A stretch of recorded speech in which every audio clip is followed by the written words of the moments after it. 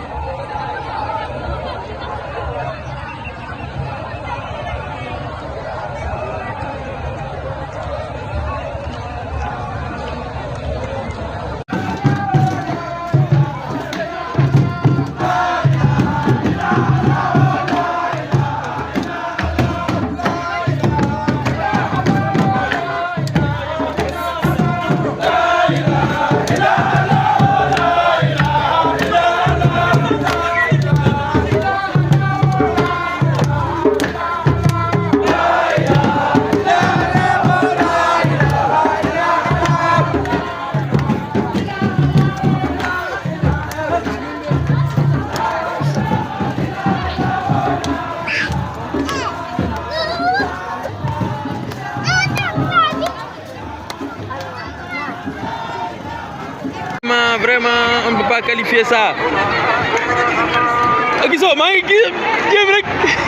Ça c'est mon ami Makhtar Kébé qui est là-bas.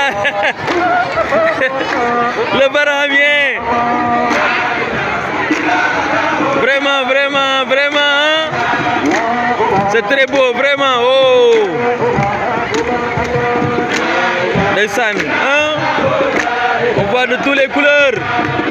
Chaque daïra avec sa couleur.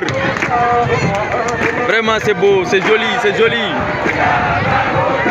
Ah oui, ah oui, ah oui, ah oui.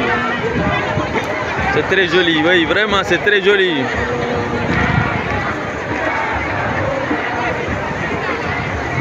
Oui. On ne peut pas qualifier ça, vraiment on ne peut pas qualifier ça.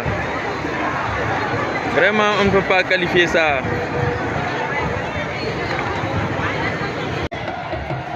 Vraiment, vraiment, on ne peut pas qualifier ça. Et voilà, ils vont marcher jusqu'à Médina. Ils vont marcher jusqu'à Médina. Oui, c'est beau. Et ça, c'est Sarah qui est à l'honneur. C'est un digne fils de Sarah. Nous sommes fiers de lui. Vraiment, vraiment. Hein? Comme vous pouvez le constater, vous regardez toujours.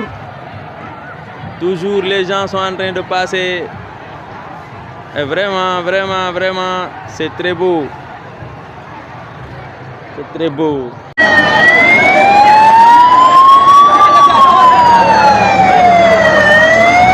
Voilà le grand Baye Ousmane Dieng.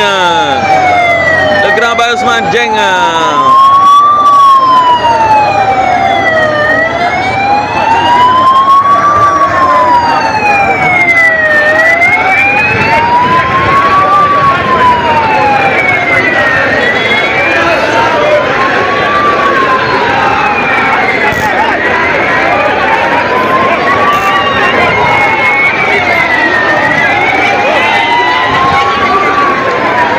Accompagné d'une marée humaine. Voilà, c'est ainsi, à chaque gamou, c'est ainsi.